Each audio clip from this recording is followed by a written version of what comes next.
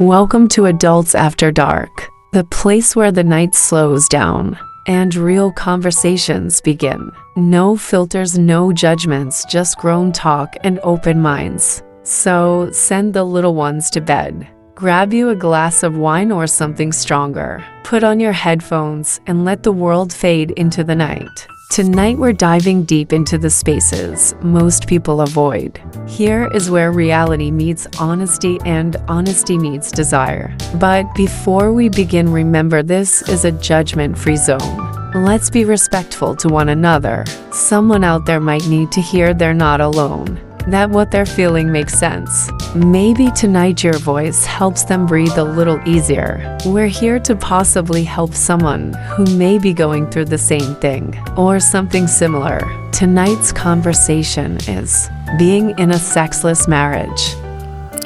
Hello, and welcome back to Adults After Dark. Yes, we are finally back after a 2-year hiatus.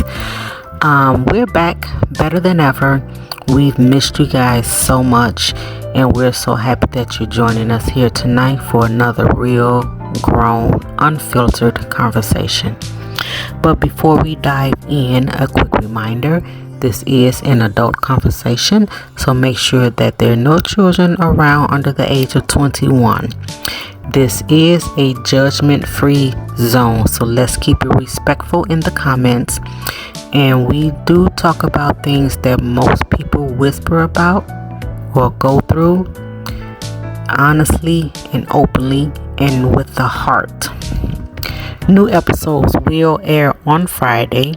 But before each episode, if we have comments from the previous episode, we will discuss some of those to get you guys feedback and see what you guys are talking about.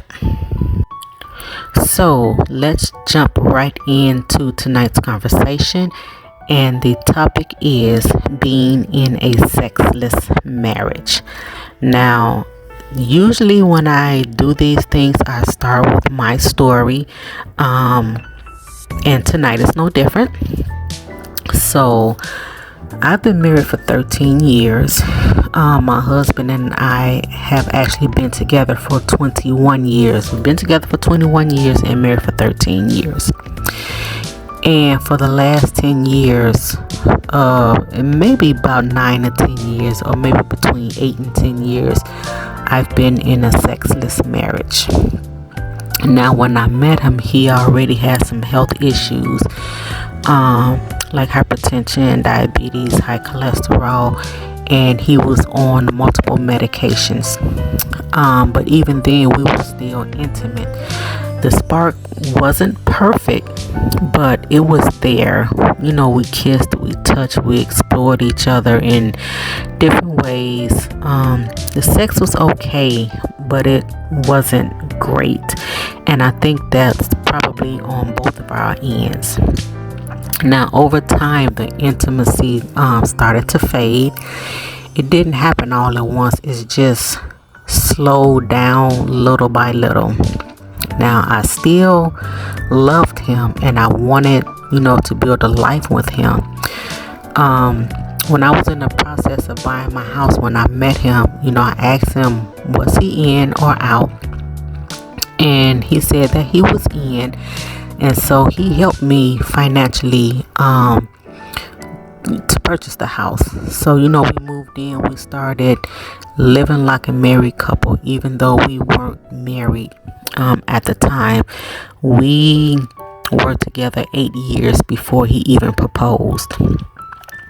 So at first things were manageable. We still had sex, but it was changing. His health got worse. His energy dropped, and the medication affected his performance. He couldn't stay hard, or he'd finish too fast. So he started compensating more with oral sex, more touching, and even toys. But the toys didn't fill the void, and the oral only made me crave the real thing even more. Okay, so every time it was oral, I'm like, okay, so that just made me more hornier, you know.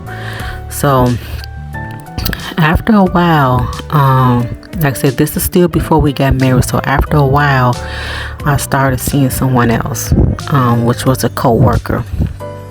He was also in a relationship, but with us it was just purely physical, nothing but sex. There was no feelings, no strings, no expectations, no none of that, just the release. At work we acted normal.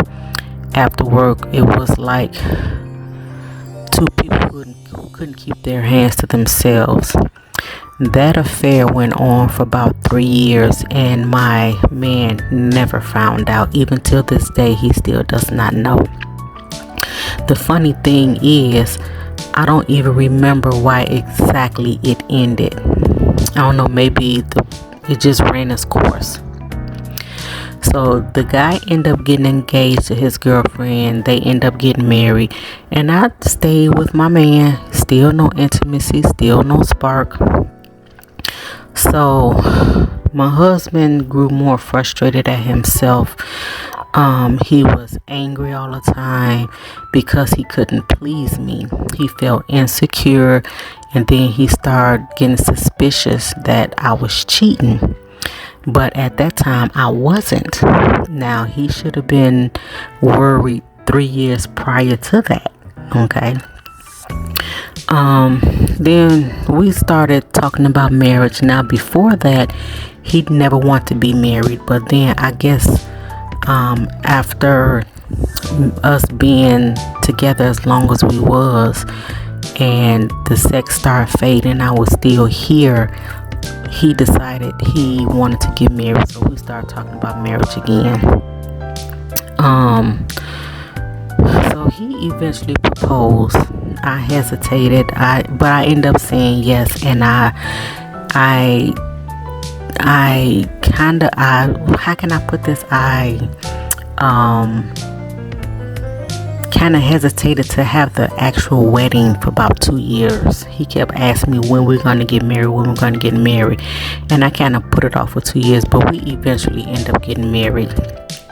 So after we got married, it got worse. He had more health problems. It was less touching, less kissing, less holding hands, less hugging. Less connection. Until there was nothing. Like I say, no kissing, no hugging, no affection, no holding hand. Nothing. It had got so we would only just peck each other like on the lips when we leave in the house or when we come in. That's it. So now, it's been some years later, I find myself watching a lot of porn and doing a lot of masturbation, probably about 4 or 5 times a week. And he doesn't know. So I was talking to one of my girlfriends about it, and she asked me, she's like, would I cheat again? I'm like, yeah, I could cheat again, but at this point, if I did that, I might as well just leave, divorce him and start over. I didn't want to get a divorce because I really believe in marriage, even though we are having this issue. So I know some of you are thinking like, you should have left a long time ago. Yeah, I know, and maybe you're right, but marriage isn't black and white. There's more to marriage than just sex. Though sex is a big part of it now, let's be honest, sex is a big part of marriage, but I'm trying to look on the other side. Okay, so yeah, here I am, almost a decade without any intimacy of any kind, still married and still trying to figure out, why am I still here? I don't know. So yeah, let's talk about it. So I found an article. You know, I'm always finding articles. And I'm going to read a little bit of what this says. It says a sexless marriage is generally defined as having sex fewer than 10 times a year. And believe it or not, it's more common than people think. Now, 10 times a year, that's bad. But with me, it's not. I mean, when I say zero, it's gotten so where we sleep in separate rooms. We hardly talk. We don't watch the same thing on television. We don't go anywhere or do anything together. We don't even like have in-home dates or nothing. When I say nothing, I mean nothing. It's like we're roommates. Okay. But let me finish reading this article. It says, but here's what they don't talk about. Excuse me. The silence, the loneliness, the resentment that builds up between two people who share a bed but don't touch. But like I said, we don't even share a bed. Sometimes it's not even about the act itself. It's about the lack of it. I'm sorry. It's about what the lack of it represents. The absence of passion, closeness, connection. It chip away at you slowly. Now I can say this, even though he's in a home with me, I am lonely. I am very lonely. And like I said, I could cheat again, but I'm not going to do that because I actually believe in marriage. And when I did cheat, it was before the marriage. Even though we were together, we were still living in the home together. I did, you know. Do I regret it? No. You know, I mean, if I regretted it, it wouldn't went on for 3 years. So, like I said, he had a lot of medical problems. Well, he had some medical problems. He has more now and is taking a number of medications. And that has a lot to do with him not getting an erection. Okay. So continuing with the article, it says why it happens.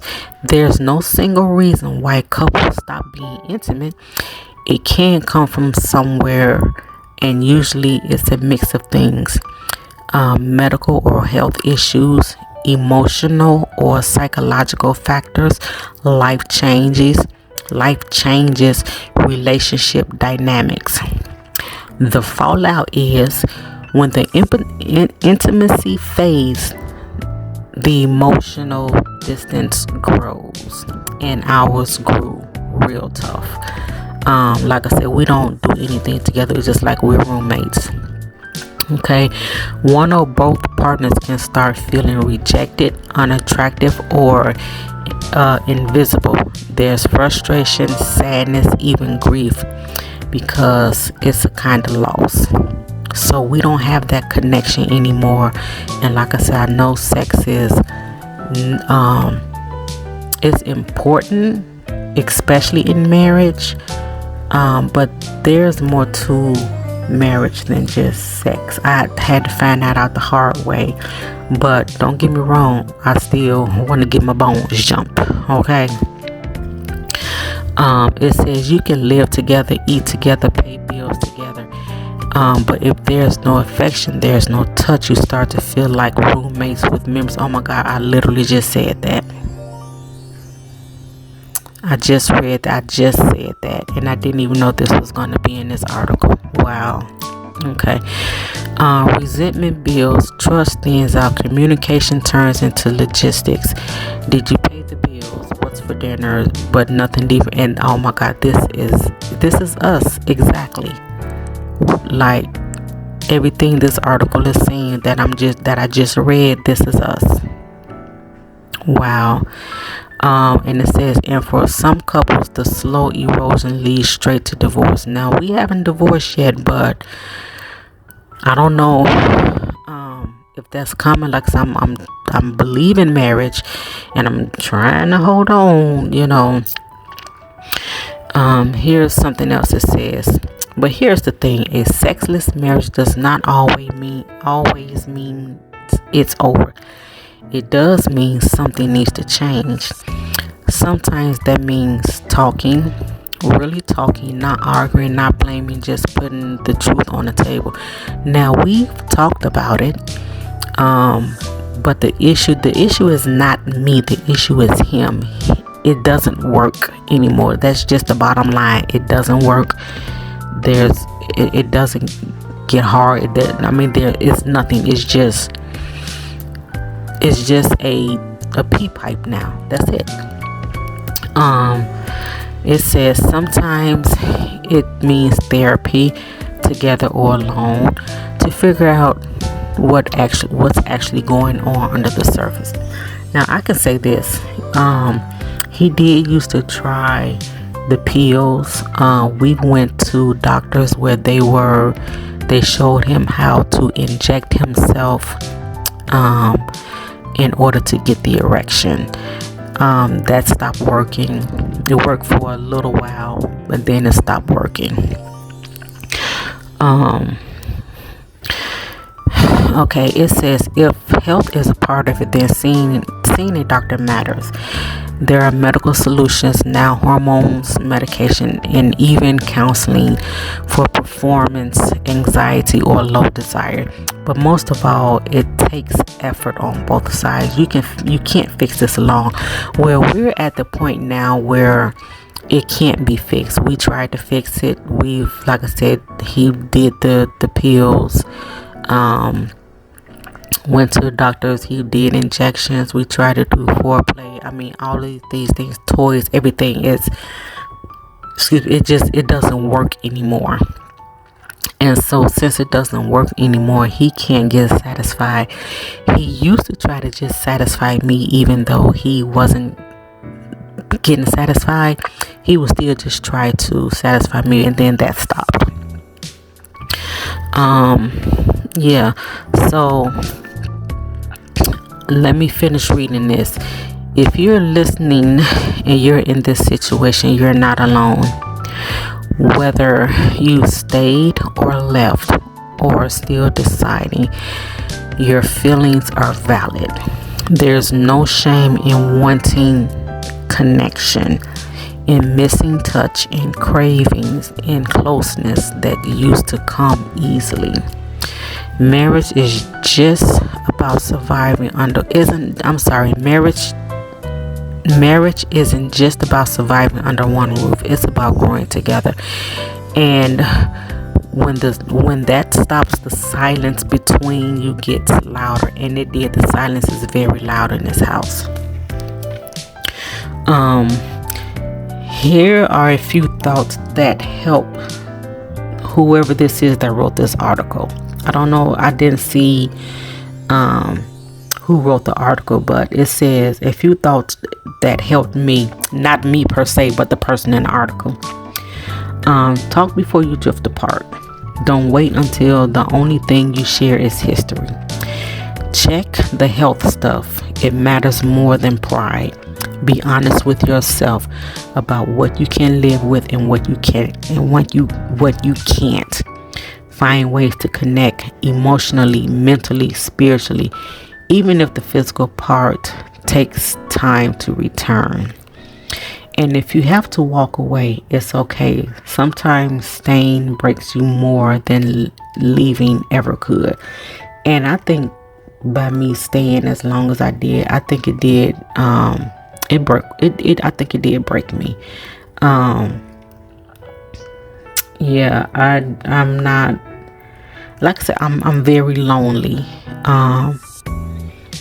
I desire the physical touch. I want that touch. I want to be hugged and held and caressed and all of the things. Like I said, when he realized he couldn't get it up anymore, he would still try to please me, and then that just stopped. I don't know why. It just stopped. So yeah, I don't know, but anyway, let's open this up for discussion. Comment down below I want to hear from you. Let me know. Yeah, so let's talk about it. So, would you stay in a sexless marriage or a sexless relationship?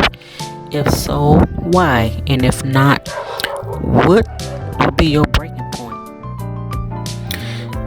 How important is sex truly in your relationship? Like I said, drop your thoughts down below, and we'll talk about it. Let's talk about it. Yeah, so leave your comments down below, share your thoughts, be real. Someone might need to hear your perspective. Okay? And so next week we'll read some of your responses and dig into what you have to say. Because this just isn't my story. It's a place for all of us.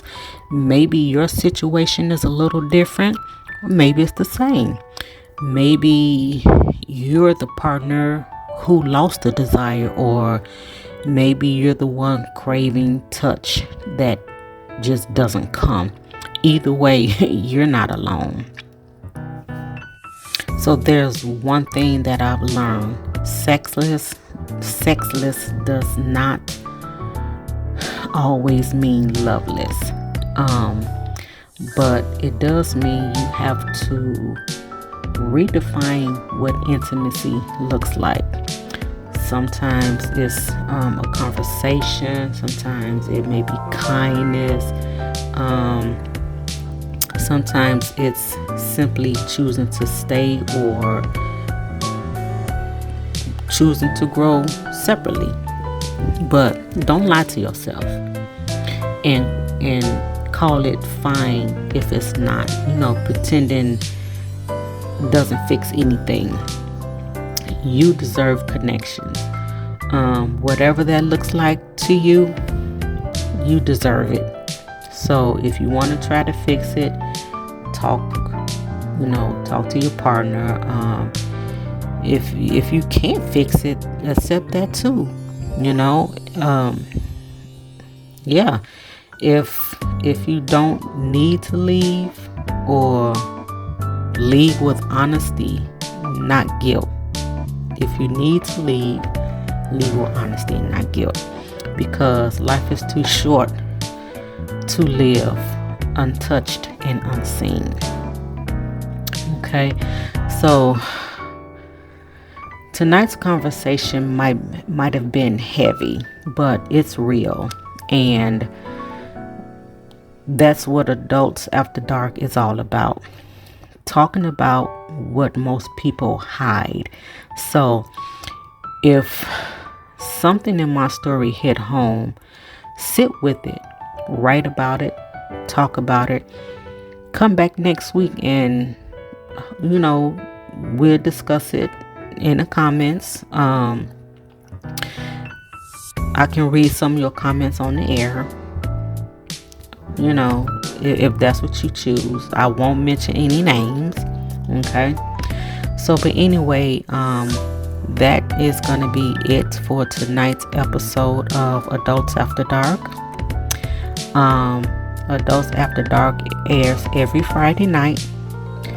No filters, no shame, just grown folks having real conversations. Okay, until next time, keep the lights low, keep the wine poured, keep your hearts open. This is Adults After Dark, where honesty meets desire and the night always tells the truth. See you next week.